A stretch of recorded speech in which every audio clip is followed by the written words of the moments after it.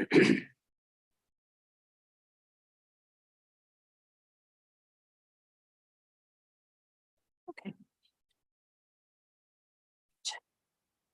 We're just short of 1:30. We're 1:29 and change. So I'm going to call us to order our regular council of Tuesday, January 23rd. With that, it is now 1:30. Sorry, 24th.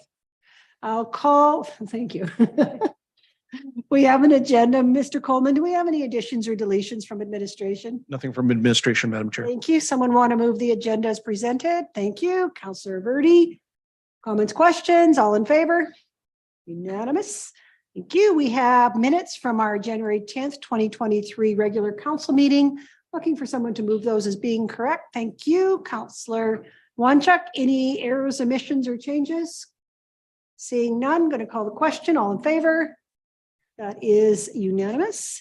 It is at we're at 1:30. And of course, we have an opportunity at the beginning of every council meeting for anybody who would like to address council on an item that is not on the agenda. You have the ability to do so now.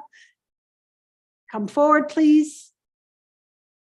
State your name and your address, and then we will listen to your presentation. And your microphone is on. Thank you. Perfect. My name is Marty McCrae, and I reside in Leduc County. For starters, I will not address or consent to my name or my address. I won't give you my address. Your administration are well aware of my address. Under FOIP 17.4G, I feel that would be an invasion of my personal privacy. And therefore, I'm not going to state that at this time.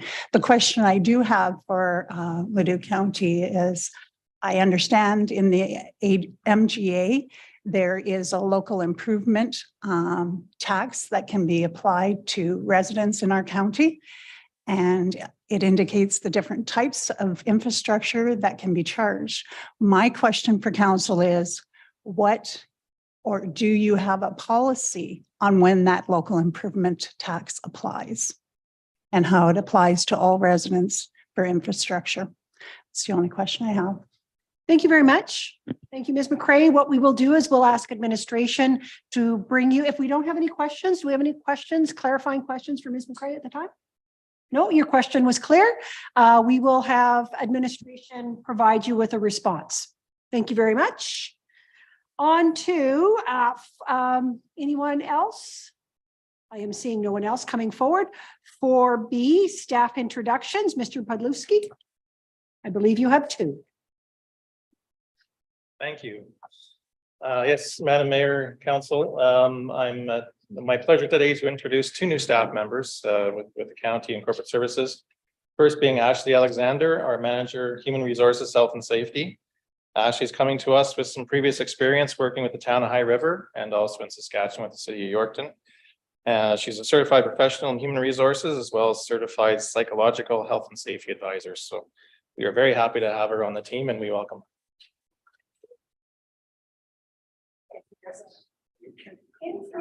Glad to have you and take a photo.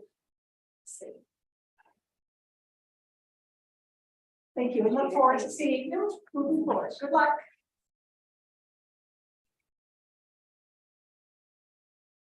So our second new staff is Diane Mellinson.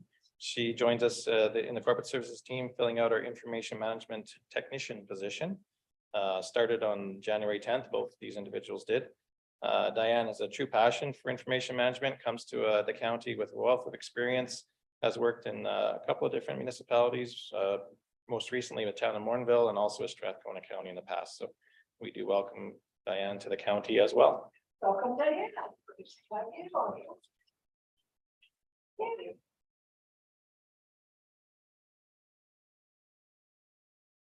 Thank you and good luck.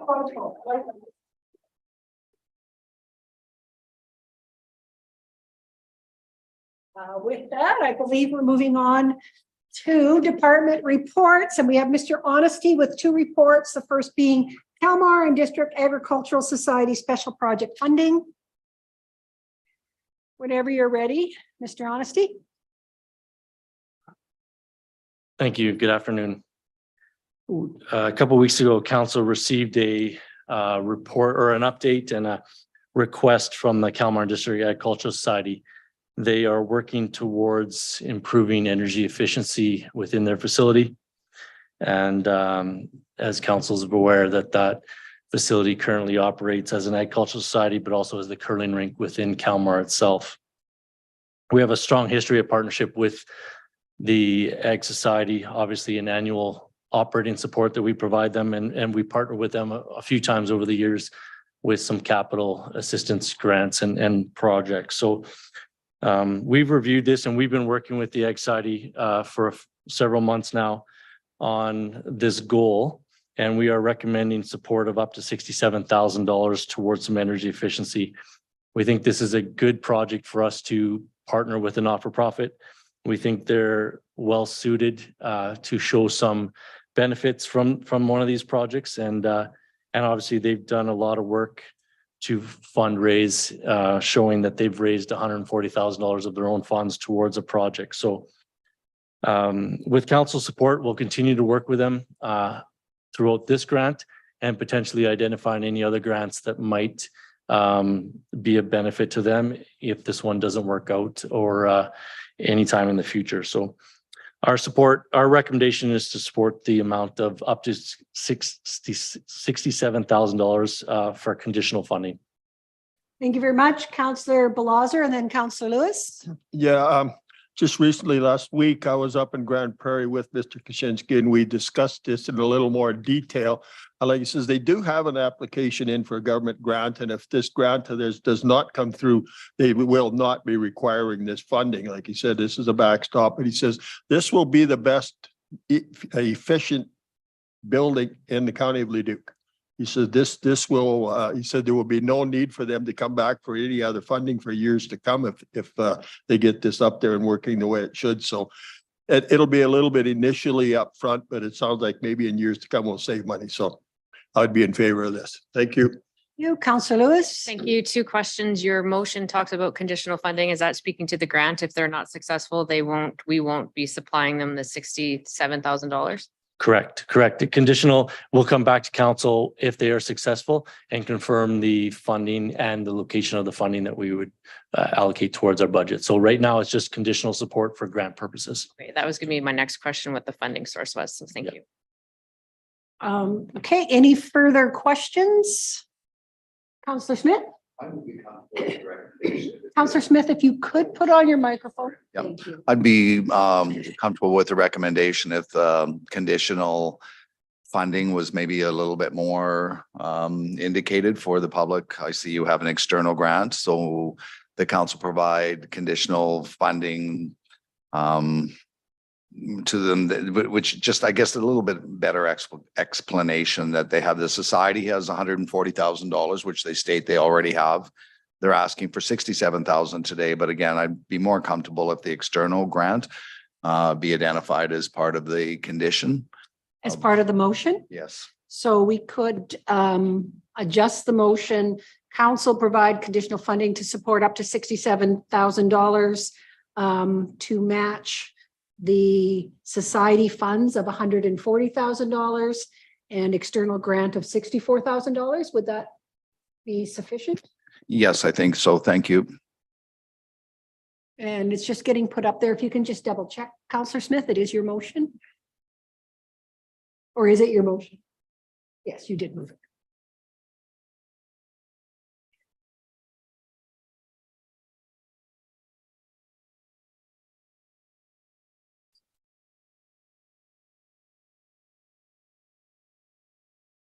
And the wording there before I take you, Councillor Lewis.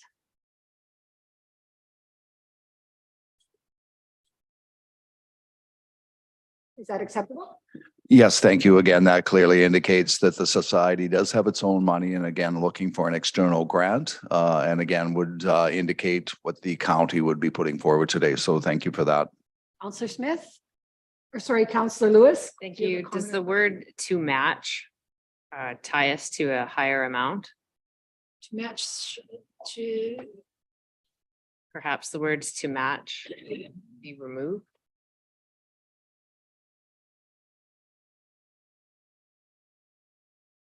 It's just not clear.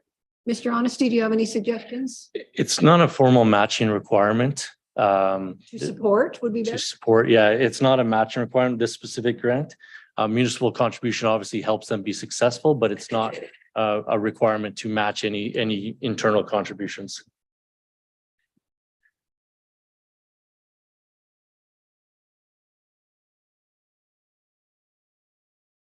Does that help, Councillor Lewis?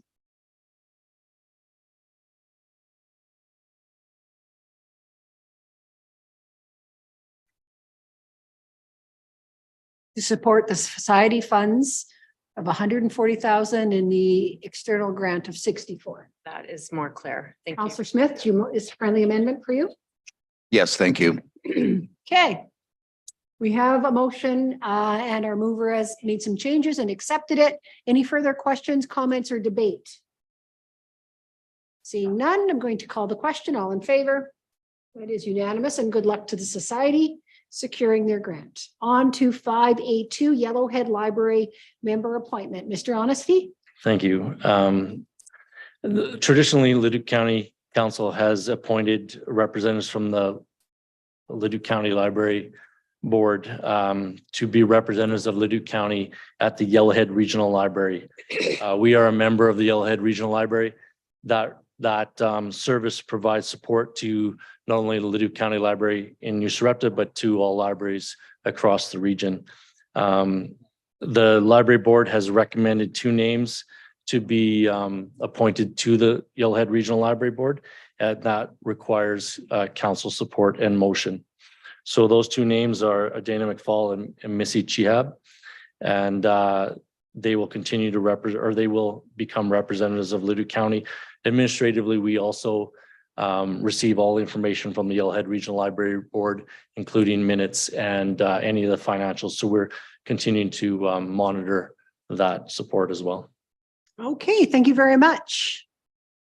I had the opportunity to sit on the library board here in Leduc County for a very short time, and certainly both of these ladies are very eager and capable members. And so I would make the recommendation that we accept the nominations of Dana McFowle and Missy Chihab as the alternate to represent Leduc County as a member of the Yellowhead Regional Library Board. Comments, questions, or debate on the motion? I am seeing none. I will call the question. All in favor? Thank you. Our appreciation to those members. Thank you very much. 5B1, which is finance. Ms. Weiss has 2 reports. The first being annual external audit letter and fraud response letter. The floor is yours. Thank you. Good afternoon, Madam Mayor and Council. So this is the time of the year where we get to review the annual external audit letters as well as the draft fraud response letter. So each year we do get the audit engagement letter. It really outlines the terms of engagement. I don't plan on going through it in its entirety, but talks about communications, confidentiality, that type of information is set out in that letter. The second letter that is attached is the audit planning letter, which sets out objectives of the audit. So they talk about what services are going to be provided, the strategy they're going to take, some significant risks that they always look for in organizations. They speak about materiality. And then the only section I kind of wanted to discuss a little bit in here was section G. And that is the new public sector accounting board standards that are coming forward for the 2023 and then 2024 year ends. So they have identified 2 that we have already begun to prepare for the first one anyway, and that's asset retirement obligations. So that'll be applicable for next 2023's year end. And there's a PSAB, Public Sector Accounting Board, which is PSAB standard that will be coming into effect for any year end beginning after April 1st of 2023. So that's our 2024 year end, and that relates to revenue. So just some new PSAB standards that are coming forward over the next couple of years. And then the last section of that letter refers to our fraud response letter. So the last attachment in the agenda package is a draft letter regarding any actual suspected or alleged fraud that council may be aware of. This is a great opportunity, if you are aware, to put it in this letter to let the auditors know to pay particular attention. So the letter has been prepared based on the assumption that there is no suspected or alleged fraud. So this, once council agrees to it, it'll go to Mayor DeBlanco for final signing. So the recommendation in front of you is that County Council accept the audit engagement letter and planning letters as information and review and approve the fraud response letter. Okay, any questions for Ms. Weiss on the audit process? Go ahead, Councillor Lewis. Thank you very much. Can you tell me how often we go out for quotes for who does the audit? I'm just looking at page 13 of our package with their fees, and it's saying that it's about $36,000. Is that an average price? It was, we went out for RFP, I want to estimate about 3 years ago. This is our third year of that contract where we had the option to continue as well, to extend. So this is our third year of that contract. So we'll be looking at in 2023 to revisit it. Thank you. Okay, any other questions? Anyone have any fraud or suspected fraud issues they want to bring forward? I have none. All right. Looking then for a recommendation that we accept the audit engagement and planning letters as information and a review and approve the fraud response letter, which says we have no knowledge of that. Councillor Lewis, you'll make that? I'd be happy to. Thank you. Thank you very much. Any comments, questions, or debate on the motion? It's pretty straightforward, pretty standard activity for us on a yearly basis. With that, I will call the question. All in favor? It's unanimous. Okay, thank you very much. On to 5B2 for provincial education requisition credit and designated industrial requisition credits. And it is yours again, Ms. Weiss. So It is. So as you clearly saw, that one is a mouthful. So I'll refer to it as PERC and DIRC. So the provincial education requisition credit is PERC and the designated industrial requisition credit is the DIRC. So in 2017 and 2019, the Alberta government, they established these two programs. PERC was first, DIRC was second. Both programs are intended to assist municipalities in recovering uncollected requisitions relating to oil and gas properties where we're not able or we have not been successful in collecting taxes.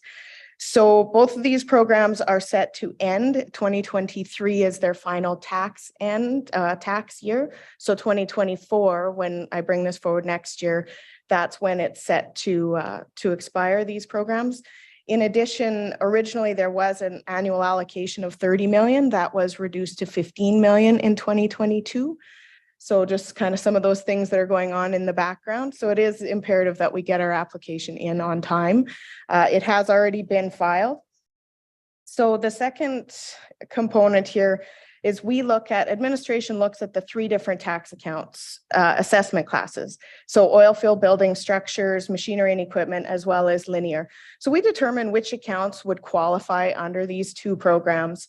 And then we bring them forward based on the entities have to meet one of the three parameters here, the ceased operations and abandoned well, which results in an orphan well designation. There's, I know we've heard that many times over the years. They also, or they have no financial means, so bankruptcy, that type of thing, or we can't locate them. So each of the businesses that was put forward on the PERC and DIRC applications meet one of the three parameters. So in previous years, we used to bring actually a write-off recommendation at the same time. In 2021, they changed those requirements. Now the tax amounts do not need to be written off in order to be included in the PERC and DIRC applications. So that's why we did the write-off back in December. Now I'm coming forward with the PERC and the DIRC applications. One thing of note with those three assessment classes is often we're seeing the same companies come forward on a regular basis. This is because these are assessed provincially.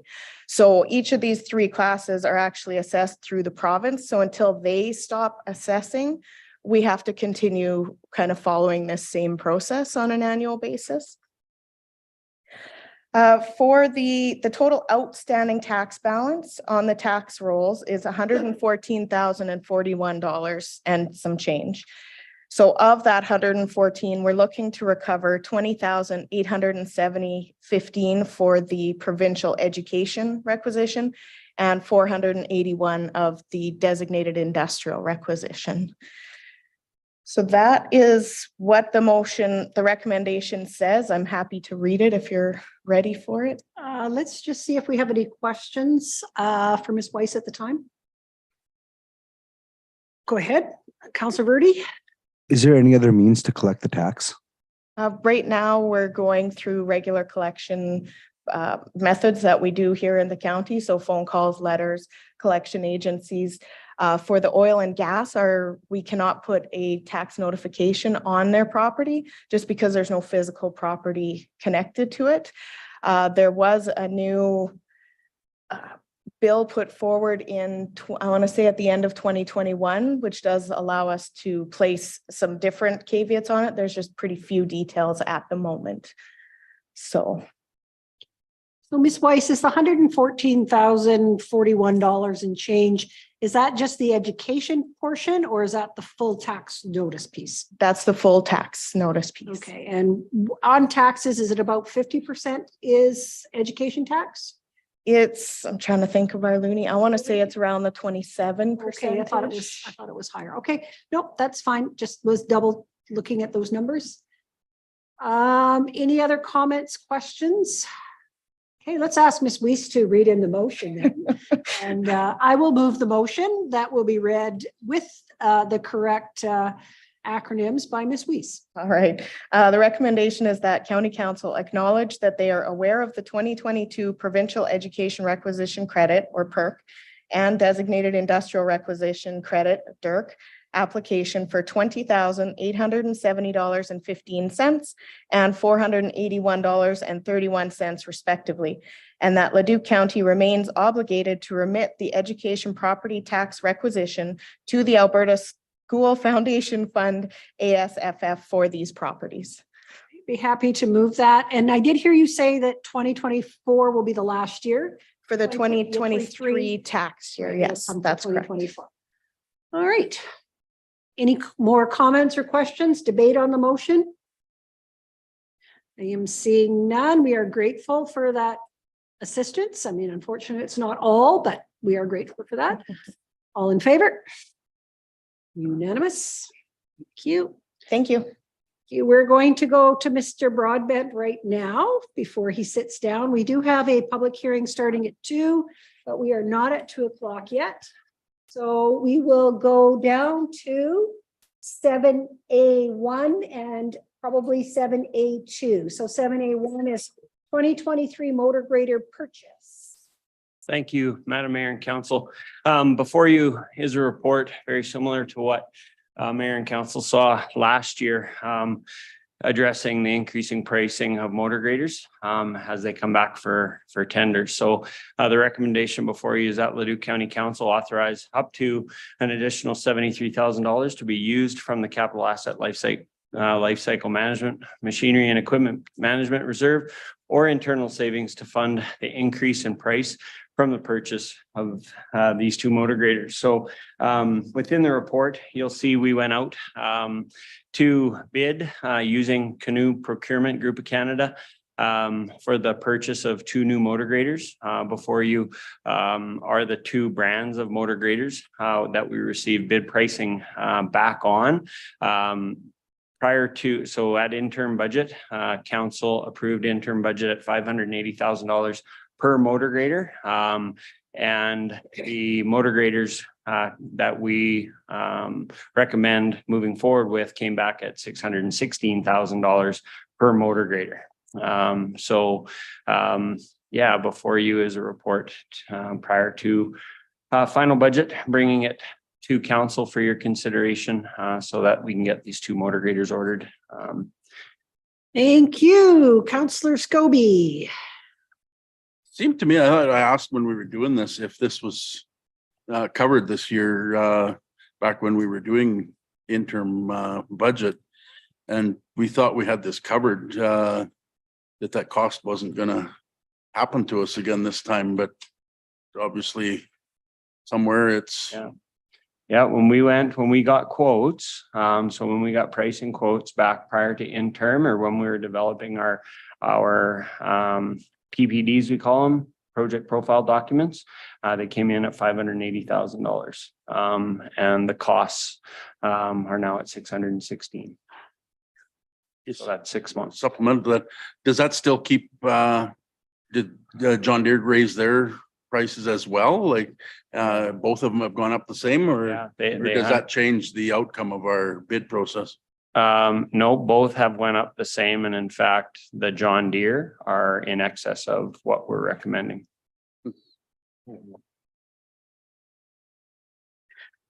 Okay, that's a sobering thought at the price of something that we use every day on our roads. Any other questions? Councillor Lewis? Thank you. If we approve this, is there a tax implement or because of the funding source, it doesn't affect the tax rate? Ms. Klamosko, will there be any change to our proposed interim tax rate? So at this time, the recommendation is either going to draw from that specific reserve, or if at the end of 2023, we've realized internal savings, we'll use internal savings to pay for it. So no, it would not be impacting our mill rate or taxes at this time. Thank you.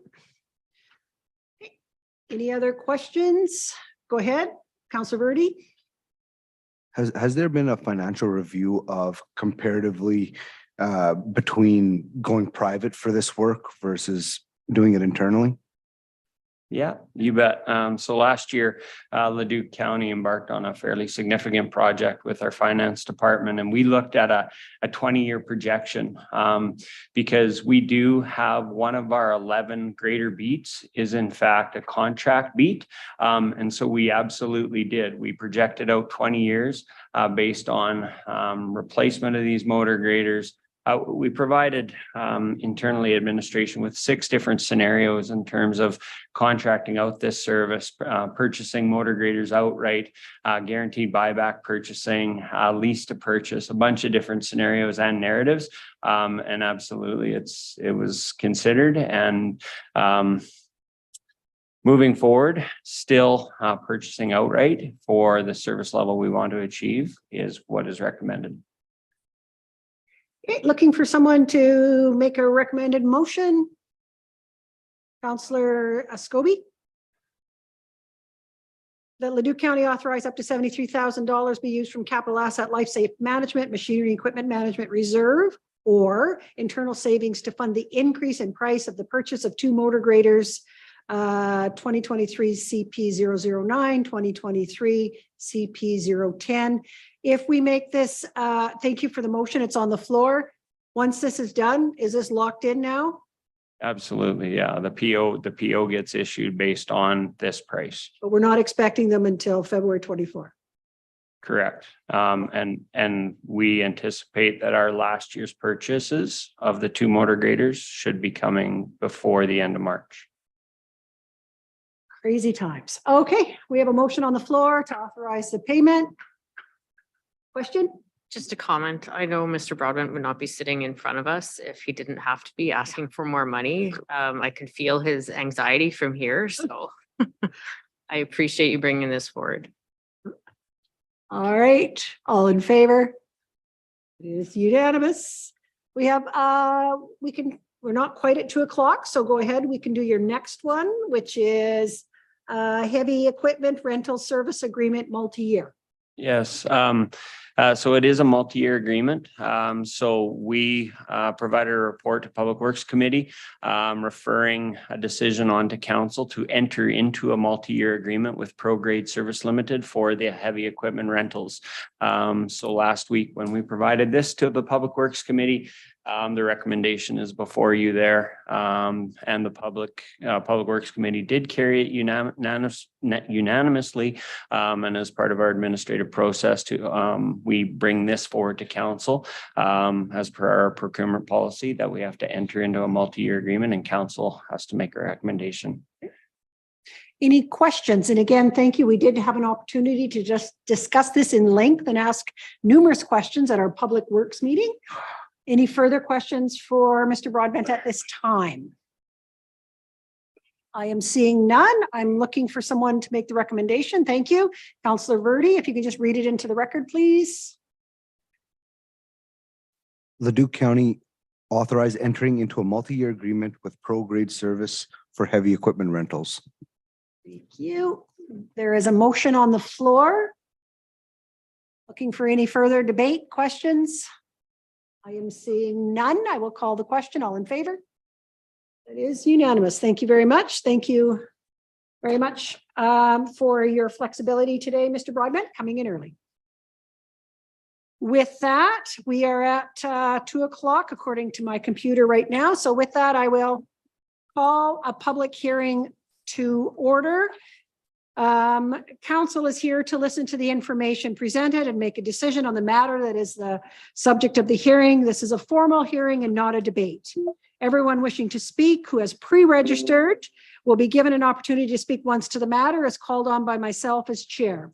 Each presenter must state their name, address, their interest in this matter, and whether they are in support or non-support. Individuals who do not identify themselves will not be given the opportunity to speak.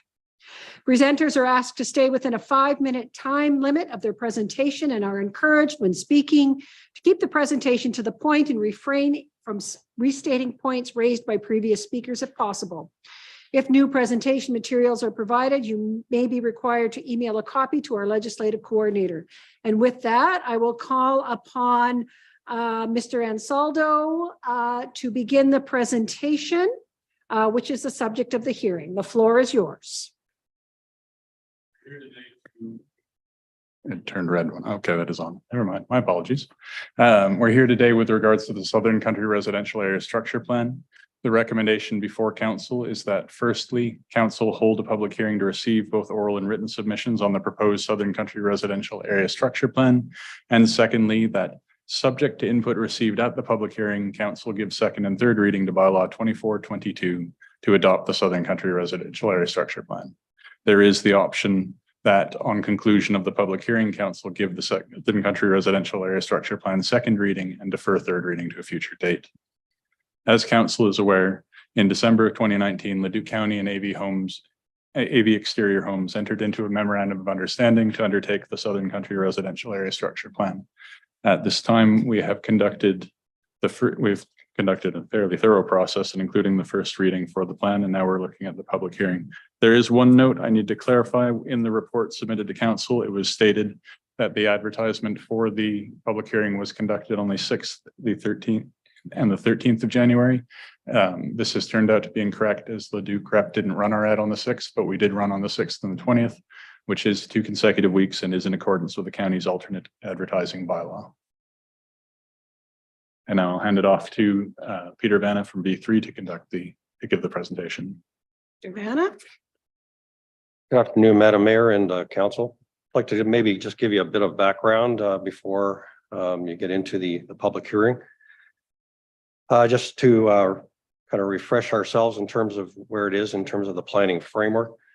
This area structure plan fits in underneath the county's municipal development plan, the regional plan, and Municipal Government Act.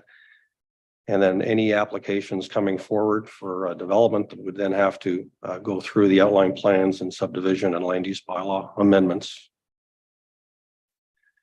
Just to kind of refresh ourselves in terms of the goals that were set out originally as part of this planning process. Was really to look at the impacts upon and protect the natural water courses in this particular area, to try and move forward with some effective and efficient services relative to future development in this particular area, provide commercial activities or services for any future residential development that might be in this area. Look at environmental reserves and trail networks and park networks as part of this this planning exercise, making sure that servicing is fiscally sustainable in the long term relative to development, and making sure that it's well planned and from the standpoint of being continuous and contiguous to the existing country residential development in this area. Looking at the transportation networks, making sure that we have an efficient and effective transportation network. And limiting fragmentation of agricultural land until such time as market demand requires the land to be developed. So those were the key elements as part of that. As part of the public input sessions and public meetings that were held, the key points surrounding what we heard were around the fact of that creating that trail system and opportunities for community parks. One of the key issues was around municipal servicing and making sure that municipal servicing versus maintaining traditional on-site servicing was looked at. Concern was the loss of agricultural land, the potential of agricultural land, the impressions around density and what the development might look like, concerns for increased traffic, the aspect of services surrounding truck-based services, so things like pump and hauls and those type of issues surrounding acreage development, and also preserving environmentally sensitive areas. So this outlines the development concept as is outlined in the proposed area structure plan. This identifies the environmental areas to be protected in green. This identifies the stormwater management areas that are identified in blue, and how those are to be retained and reserve areas to be developed. This identifies the 50-year plus plan for this particular area. And of note that was looked at as part of first reading was dividing the area into two. We've got a reserve area for future development and an area which is within the 50-year plan.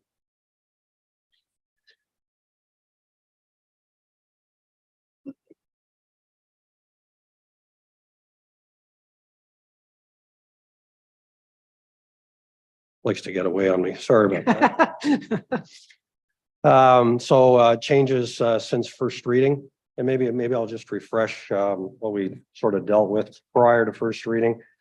So that dealt with the water servicing options and making sure that those were looked at, as well as the sanitary sewer servicing options that were discussed and amended accordingly as well. So since first reading, what we've also done is update the parks, open space, and environmental reserve policy. So in terms of looking at the minimum of 40-meter setback, a mind of its own. From Clearwater Creek, 30-meter setback for all other water courses, and that those be considered for environmental reserve. And then secondly, in terms of wetlands, 20-meter setback be considered from wetlands, and that those environmental reserves be looked at in conjunction with that setback, and that be determined by a biophysical assessment prepared by a qualified biologist.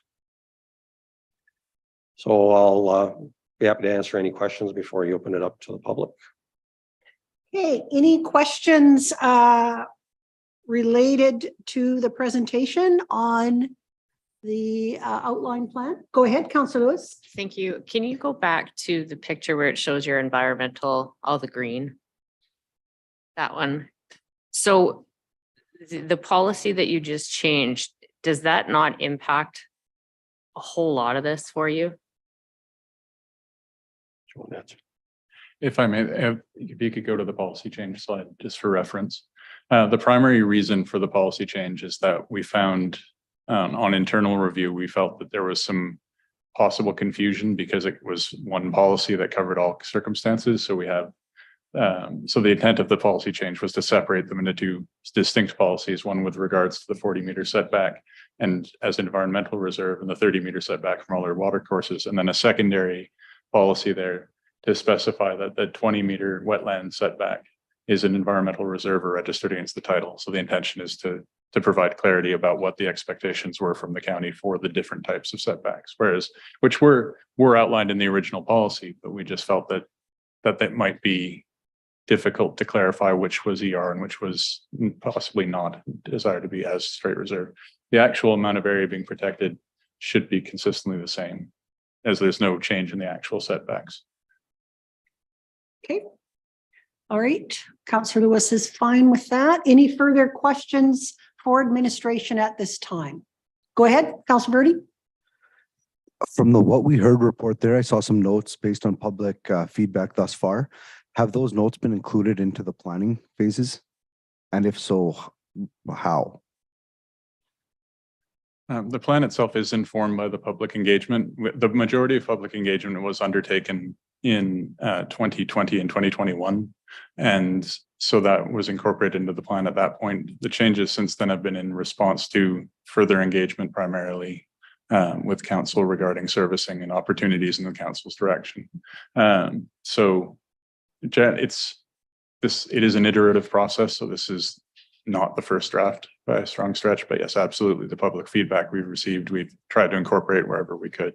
And as far as I'm aware, we have incorporated everything that we've heard. Thank you, Councillor Lewis. Can you clarify the municipal servicing or the water and sewage? Is it going to be well only or a municipal, like I know it's not communal, but some type of holding tank? Can you clarify that? So the idea behind the servicing was, the message that we heard was that we wanted sustainable servicing that wasn't truck based at an individual level, but that we didn't want to necessarily restrict to specific X, Y, Z as the list item. So the policy is written, the intention is that if a developer can demonstrate how they would provide servicing without it being a truck based, and an example would be for water, would be, I mean, the easy one would be the water line along Township Road 500. But if they wanted to do, if they were able to demonstrate that they had a Water Act approval for some sort of a communal well feeding in that trickle fed a communal cistern that would then be able to provide to the area, we would look at that and they'd be able to demonstrate that it was a viable system. So the intention is purely to ban individual truck-based servicing. So holding tanks, individual cisterns, that sort of thing. And that's purely in response to what we've seen happen with the costs associated and just the fragile nature of that level of service. Supplemental? If I could, please. So Go what ahead. happens in the event that someone's well dries up? Or maybe to clarify, is each lot supposed to get their own well, or that would go into a communal well and they would draw from that? Well, through the chair, the intention is that the developer has to demonstrate that servicing is available in a sustainable manner. That, like, so for a Water Rights Act approval, I haven't looked at one in a few years, but the intention is that it would demonstrate that there was a long-term option. A well failing some years in would be a tricky situation to navigate. I'm not aware of that happening for a Water Act approval, but I'm sure it could, but it's not my area of expertise. Madam Mayor, maybe to answer that question. So the intent is really that they provide that on-site well for water as an example. So if that well were to fail, then they would have to go through that approval process through the province again to get a new well drilled. And so that would be the mechanism. Okay. And it's the same thing with sanitary. So they would have on-site sanitary. And one of the aspects of approval prior to, getting your final approval would be the fact that you have to prove out a secondary site in case the first site fails. Thank you. Any further questions for administration at this time related to the report? I am seeing none. Thank you very much. If you could just step back, we might have some questions later. I will now call on registered speakers wishing to speak in support or non-support. And I have Marty McRae who would wish to speak. So come forward. You have 5 minutes and we will keep you timed. As well, we will let you know when you are in your last minute. All right. The floor is yours.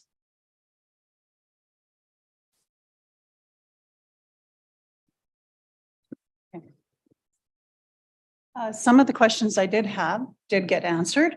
However, I was looking at the wastewater, a lot of discussion on the water. In reviewing some documentation, Wastewater seems to be a great concern with some divisions in Leduc County, to the point where in Alberta Environment has not necessarily approved wastewater systems for some subdivisions, which are costing them on an average of $430 per household per month. And it isn't reducing the trucking system. Sometimes they're getting trucks are going out and removing waste 2 to 3 times per day in these subdivisions. So I have a question on how this plan is going to address the wastewater, not so much the water system, but how is it going to eliminate or reduce trucking service that this could possibly create if there is no approved water waste treatment system by the developers, or who is going to be responsible for this. I know that some subdivisions, it's the associations within their subdivisions being made responsible for their utility services. So I'm concerned about that. I'm concerned about the landscape of Leduc County as a result of not just this plan, but the municipal, the Edmonton Metro Regional Growth Plan for the next 30 years. If you take a look at the actual plan, we're not just talking this region, this particular plan before council today. There's a huge section of Leduc County identified under that plan as well for country residential development. And that's concerning, how it's changing the landscape for our farmers, how it's going to impact our land, our wildlife, and the environment. In addition, I'm concerned about the population growth and the community infrastructure that will be required for these types of developments. And who's going to be responsible for these infrastructure costs that are going to be required? Currently, I know of there's a lot of land, residential, or I guess they're called farmland, that are vacant in Leduc County, for which we're not generating any real revenues to help cover some of this infrastructure cost. So I don't see anything in this plan that puts timelines on which lots must be developed once they're purchased. Do they just sit there for years? I know of lots that have sat for 17 years, in which over that time period, we've collected about $88 because they're classified as farmland. It's not generating anything. It's not going to help with infrastructure. I'm also concerned with the commercial development that has been identified. With commercial development also comes crime. And you've identified various areas within just this phase 1 where there will be commercial development opportunities. I have concerns with that. I have concerns with the multi-purpose trails. It's wonderful that they're being identified, but it doesn't really tell us as a community, what are these multi-purpose trails going to be about? Are they for are we going to be fighting with the snowmobilers, the quads, while we're doing walking paths? The fact that these multi-purpose trails, and I want to note 4.52 indicates that the environmental, municipal, and conservation reserve areas shall be accessible to the public. I'm concerned about our wildlife. You're in your last minute. Thank you. Okay.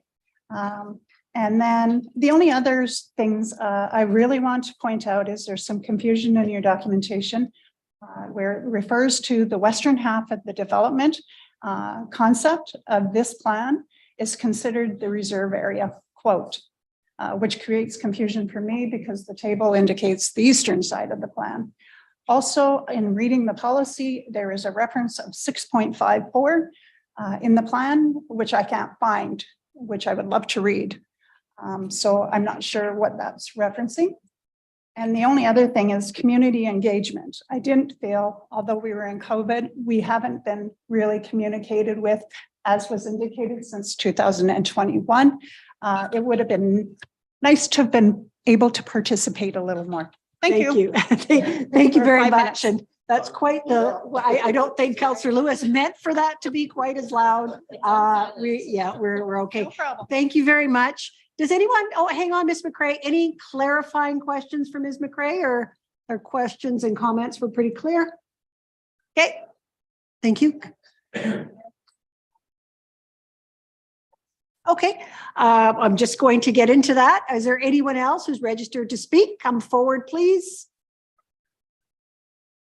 If you're not registered, then you can still come forward, state your name and your address and whether you're in favor or not in favor of the development, and then tell us why, and we'll give you 5 minutes. Thank you, sir. Thank you, Madam Chair, members of council. My name is Vern Ansorger. I live in this proposed development area. Yeah. And I've lived there all my life. And just a comment, I'm not against this.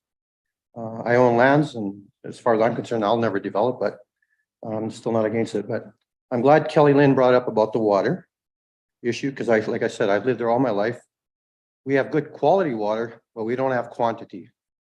And I think going back, if I understand everything right, the water for this has to be hauled in, or can't be hauled in. It has to be self-provided. My comment is, if you're going to go into a big development like this, you will not find enough water. My farm presently, not my best well, but I get 2 gallons a minute. I've talked to the people in Richdale Estates, and they only get a half a gallon a minute. And if you're taking from the same aquifer, my comment is there is not enough water for everybody to have their own well. And that's all I really wanted to say. We thank you for that. Any questions? No. Go ahead. Anyone else who's wishing to speak? Yeah, come forward, sir.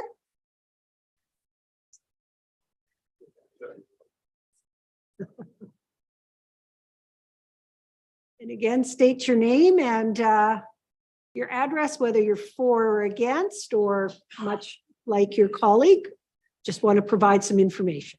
Thank you. My name. Oh, the other microphone is on. Other microphone. Yes, We got thank two. you. Can I bend it toward me a little bit? You're good. Not to lean. My name is Rod Segert. I also reside in the proposed area on Township 500. And actually, I actually want to thank you. Like Vern had said, I'm not neither for this or against it. It's highly visionary, if I can turn around and look at these guys from the development side. But it's very incomplete. Very, like, the public consultation is just, it's been not there. I just wanted to, I got a couple of points. I wrote a letter in. I'm not sure if it's in your guys's whatever you have in front of you or on your computers. But of the area proposed, not including people that are in smaller parcels, say 40 acres and under, 30 acres and under, which it really doesn't affect because they're already in a subdivided area. Of the remaining area, it's probably 90% of the land is held by 20 landowners. And that's not a hard number. You guys would be able to come up with that better than me, but maybe 25. And where are those 25? Like, when I phone someone that there's a meeting today, they're like, oh, there was a meeting today. It was put out, it's advertised. You guys should be getting, planning development should have got a hold of those individuals in the zone and said, this is what we're doing. Come to this meeting. We want input. Where's the input? I don't see it. I never got a response back. I actually reached out to my counselor to find out when this meeting was, because I don't get the rep.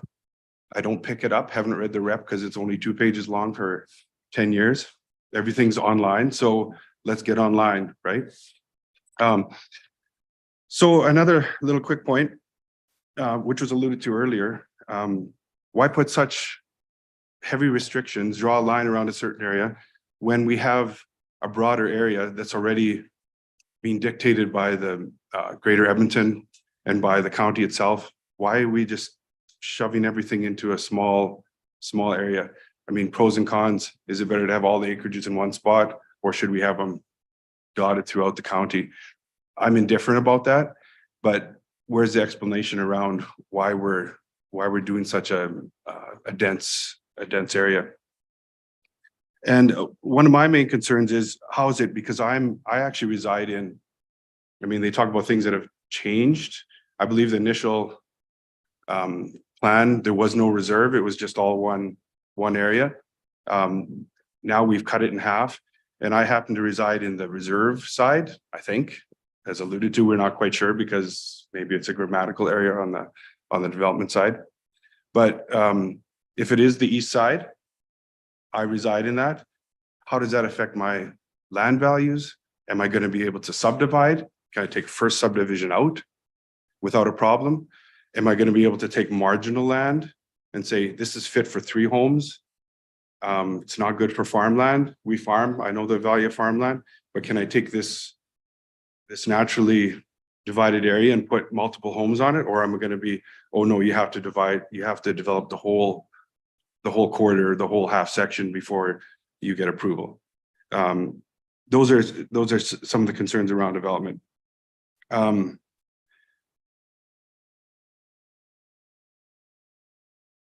Pardon me, I just have to look over my notes here. Okay. Because some of this has been covered, and I don't want to have the concerns over water hauling or sewage or whatever, those come.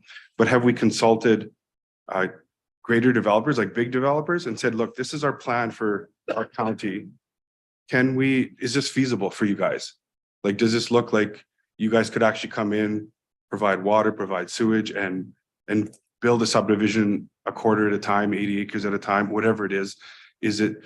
But when I look at this as a broad, when you read the whole thing through, it's like, this is almost unattainable on a development standpoint. And it's almost like we're like saying, you know what, we're not welcoming development because we're going to make something so. We have about 30 seconds. Okay.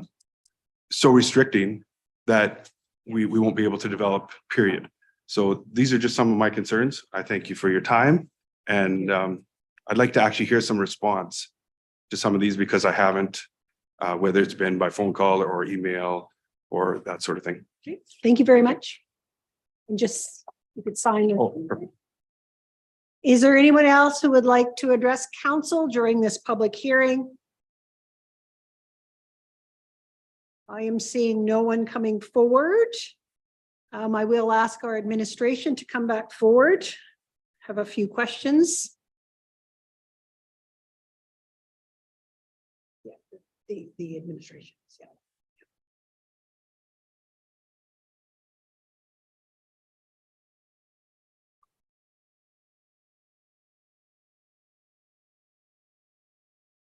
Thank you very much for your time this afternoon. We appreciate you coming in. All right. Sorry. Stealing a pen. We'll open the floor for any further questions to administration, clarifying questions. We're not in debate yet, so just questions. Go ahead, Councillor Lewis. Are you able to answer some of the questions that some of the speakers have raised in regards to the wastewater? Certainly, with regards to wastewater, we're part of the policies that are included in SCRASP. I shouldn't say be implemented, they're not adopted yet. Is some fairly novel policy for Leduc County that's with regards to the model process requirement. So with regards to the concern about septic, the expectation of the policy in the document is that I was going to say liability, it's the wrong word. It's on the developer to demonstrate that each site they're creating, be prior to subdivision, each site they're proposing to create in their outline plan has to demonstrate that it can have 2 viable sites for a safety code system if they want to do private septic. And so, which is quite a bit different than what we've done in the past. And that's the intention of that is to and specifically that those systems, and I can't do the policy by memory, are able to be of the tank and field, tank and mound, sustainable individual systems. So, I mean, that's one of the reasons I have to be careful with saying no truck-based systems. There will still be trucks involved because you're still going to have your tank to be vacuumed out, but it isn't the situation now with holding tanks where that truck has to take liquids as well. So we're pretty comfortable with the direction of the policy regarding septic because in addition, and it's coming to me as I speak, in addition to the statements regarding the use of the model process to identify suitable locations, there is also a policy that states that there will be instruments put in place to identify to the purchasing landowner that these areas are not to be included in their building pockets so that they don't accidentally put their garage on top of where they're supposed to put their septic. Even then there's a second system. So we're fairly confident that there's a low chance of septic system failure at a significant scale. Thank you. Councillor Belazer, question? Yeah, question. I'm going back to Councillor Lewis's, and the gentleman said it best about the water. Now, I'm quite concerned about that because I live in an area out there where I have the Hines and the Pascapoo aquifers and plenty of water, like 40, 50 gallons a minute. Two gallons is not going to supply anybody. That sounds like my dad's well at Kelmar. My mom couldn't wash clothes kind of thing. So you're going to have a terrible water shortage. You've got any backup plan for that?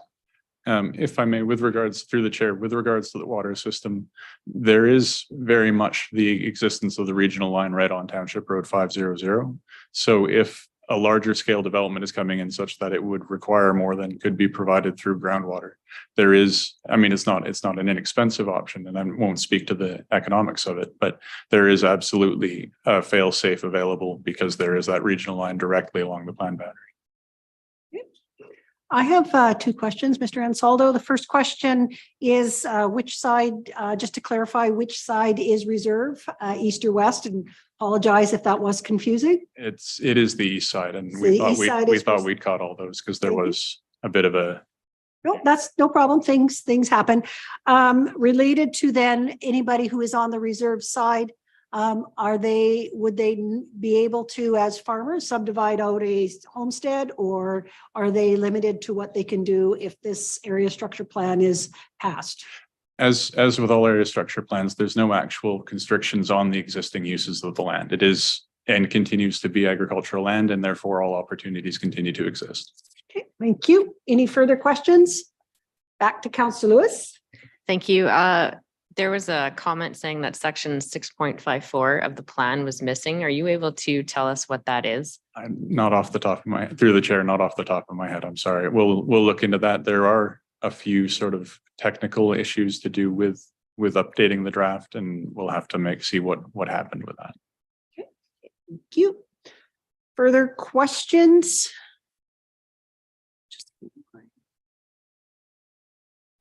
Go ahead, Councillor Verdi.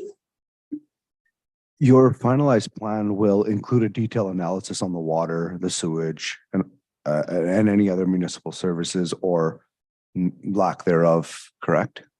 Through the chair, the intention is that the county during the process of this plan declined to conduct a servicing study, so it's not possible for us to give a detailed analysis of the servicing options available for the area.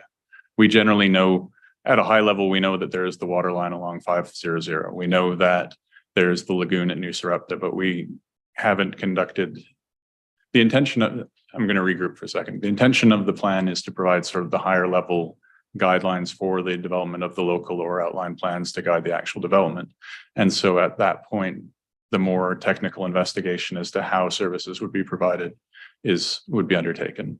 So I can't give a full analysis municipally. Mr. Vanna, did you want to supplement? And yes, Madam Mayor, just to add to the comment, this is a high level document providing broad direction for the next 50 plus years. It's important to realize that as part of the development process, any developer now has to prepare an outline plan. That outline plan will be a more detailed analysis of exactly how it will be serviced, both water and sewer and et cetera, and how many units will be on the property.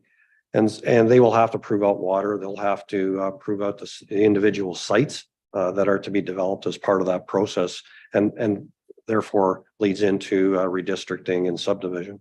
So it's important to realize that this is not the end of the line in terms of the planning process. There's a lot more detail that goes into, but this is to provide certainty for those developers. You know, for example, AV Homes, right, who's been trying to do this since 2019, and they still have a lot of work to do to prove out their site on that individual basis. Thank you. Any further questions for administration? I am seeing none, so I will end our public hearing at 2:36. And thank you very much to our administration, and I will open the the floor for debate by council on the recommendation of second and or third reading. Councillor Smith. I used to live in this area and a lot of the development was one-offs and people did a quarter section with an area structure plan, which wasn't a big overview of the whole area. Water and sewer servicing was never something that was planned, and it was again, whatever people wanted to haul in, or some of them have separate wells, but it's never been a high arcing area structure plan. It used to be called section Q. Now we have other names for it, but again, we've spent a lot of time on it. I have had concerns about the water. Either is it going to be part of the line? I've had concerns about people and the infrastructure and the trucks coming into the other ones. So a lot of it, spent a lot of time on it, including on this one. The area structure plan is a very high level plan, which I guess gives a vision going forward. Leduc County would not be giving any development permits if there's no water, if sewer can't be treated, if the infrastructure isn't there. So today I would be as supportive of moving ahead with the area structure plan based on the work that's done, knowing that the work below it, outline plans, development permits and everything that go forward will address all of the concerns or will not let development go forward. So today I would be supporting second and third reading of the Southern Country Residential Area Structure Plan. Thank you, Councillor Smith. Councillor Lewis. Thank you. I do have some concerns with the document. The fact that we did first reading and it's come back to us with a change in one of the policies, hearing that there's items missing at this point that can't be told to us today what that is. I'm hearing from 3 different people, the community engagement concerns and the lack of understanding that there was some difficulty with COVID, knowing how many people live in this area, and there's 3 people from our area in this, I think is a concern, knowing that what changes could come. There's a definite lack of water in the ground, and I understand that's something that a developer will have to prove. At this point, I will not support second reading because I don't have confidence that this plan is complete yet. Thank you. I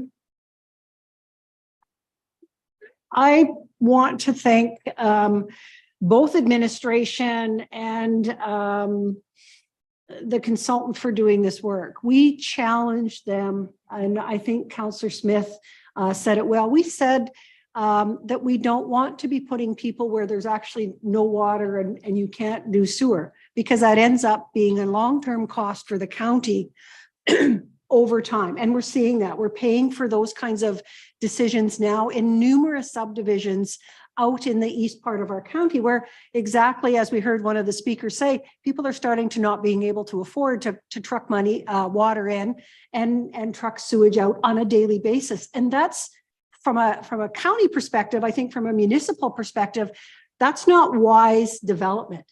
Yes, this is going to be a little bit more costly for any developer who wants to go on to move in here, but it will be feasible in the long run. It'll be something that will be sustainable. So whether the water is coming off of the main line on 500 and going into joint cisterns in subdivisions, we know where that they will have water, and that's the same with sewers. So I'm not worried about the fact that there's no long-term water. I appreciate the comment from the residents about how poor the water is, which tells me we shouldn't actually be putting development there unless we have a secondary water plan, which again, we are asking any developer in there to put in there. So ASPs are very high level. It tells us what we want to do. It tells us what's important. And I think this one does it. I do appreciate Councillor Lewis's comment about the missing piece, 6.54. I'm not sure how germane that is, or if it's changed from now till then, from then till now, from first reading to second reading. So I guess the question, has it changed, or do we have it available? Go ahead. Jordan's been able to track down the issue. The issue is that prior to first reading, a different policy was deleted in the section 6.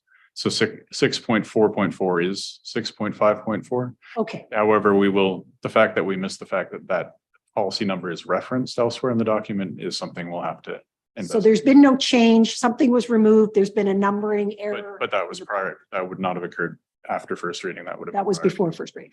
Okay, thank you for that. Just in relation to public engagement, I hear the comments from the residents, and thank you very much for the 3 residents who did come out. But sometimes I think that there's lots of opportunity. I know it's been posted online. I know that I get the emails about here's some opportunities for public engagement. So I think we've done lots of outreach. I wish we had a better way to advertise these types of things, but with the lack and the loss of our neighborhood and regional papers, it's becoming more difficult. I think this is a good plan. I think it's a hard plan. I think it's going to be a challenge. And as Councillor Smith said, it's really visionary for moving forward for how we want to develop the county, which is in a way that is feasible for our residents and doesn't leave them in 5 years trying to figure out how to manage basic resources like water and sewage. So I would support, actually, I will make the recommendation. There are 2. First, that council hold a public hearing to receive both oral and written submissions on the proposed Southern Country Residential Area Structure Plan. I was just going to ask Mr. Coleman, have we received anything since the development of this report? Thank you very much. And secondly, that subject to input received at the public hearing, council gives 2nd and 3rd reading to bylaw 2422 to adopt the Southern Country Residential Area Structure Plan. Do them separately. Okay, because we've already done the first piece. All right, so we have a motion on the floor for debate, and I will move 2nd reading on bylaw 2422. And again, I actually think that it answers the questions about water. It actually deals with the questions about sewage in a way that is different, but in a way that I think will be long-term sustainable and feasible for people who choose to move there. So we are open for debate. Councillor Smith. As part of the process we've gone through, and we've always asked about who's going to pay. This is an opportunity for developers to pay up front. What we've done in the past is we've allowed cheap land where people have come out and developed, never thought of anything for putting in pavement, water, sewer, and now the taxpayers are going back and mopping those up. So that is costing people from past developments. The reason we challenged people, this is going to be more expensive, but if the developer, I think there's a market going forward where people understand they need to take care of their water and sewer and their own recreational areas, and the developer pays much the same as the city. So this is a change where we're asking the developer and the purchasers to cover the costs up front, and not after me as a resident, as Leduc County coming back and paying to pave the road in Division 3, because there's a development that came in later without any of these thoughts. So this is a tough plan.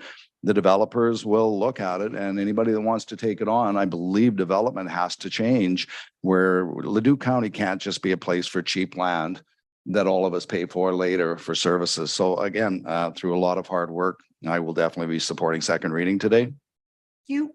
Further comments or debate? Go ahead, Councillor Lewis. Thank you. I understand the intent of the plan. I actually like the plan the way it is. I'm just not comfortable supporting it until I see a second or a final draft of the document that has all the changes made. So I can't support 2nd reading today. Thank you. Any further comments? I am seeing none. I'm going to call the question on 2nd reading. All in favor? Opposed? Councillor Lewis, thank you. Looking for 3rd reading, Councillor Smith. Councillor Smith will move 3rd reading.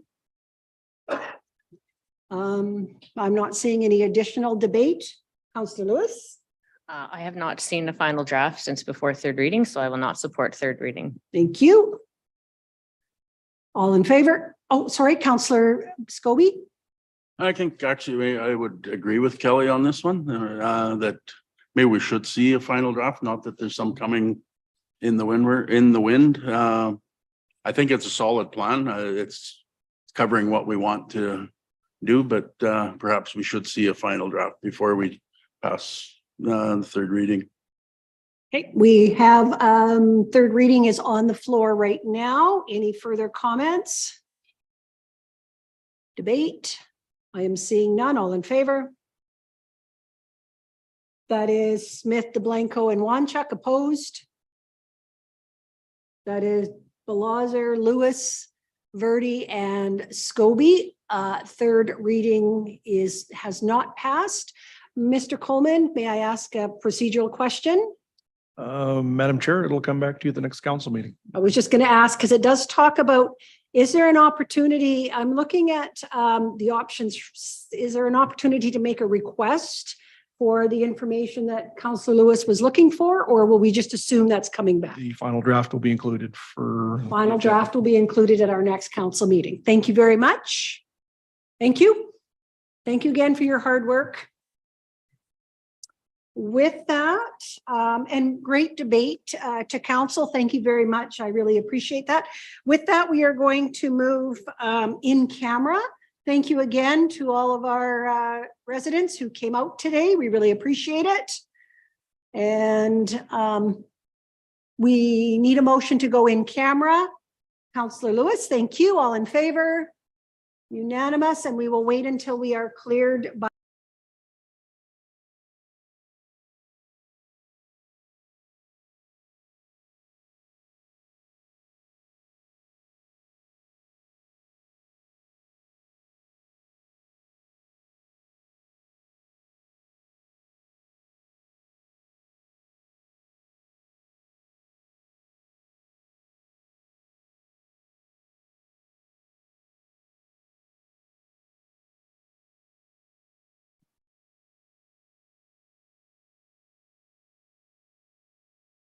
thank you for joining us. We were in camera to discuss the solar project in Nixon, the only related camera, camera, and I think we can have a further subsequent motion from that.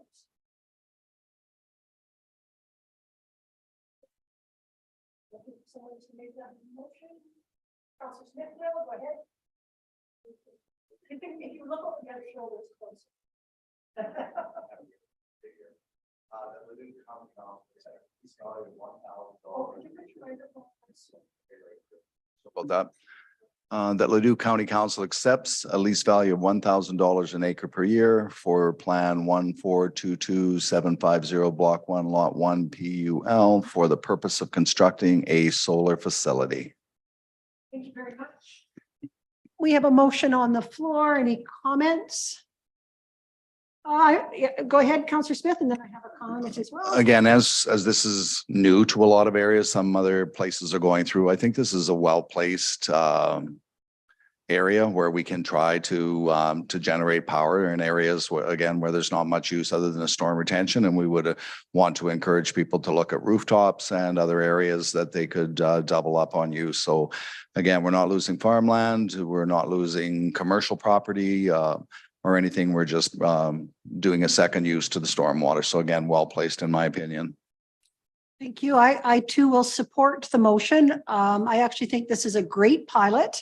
I think there's lots of public utility lots, lots of dry ponds like this that could be used as a dual use that are actually in the area where we need the power as well. So look forward to our administration working with the solar company on further negotiations. But I do believe that this lease rate, again, is more than fair considering we couldn't use the pond for anything else. So it does provide that as well. So any other comments or questions? Seeing none, all in favor. That is unanimous. Thank you very much.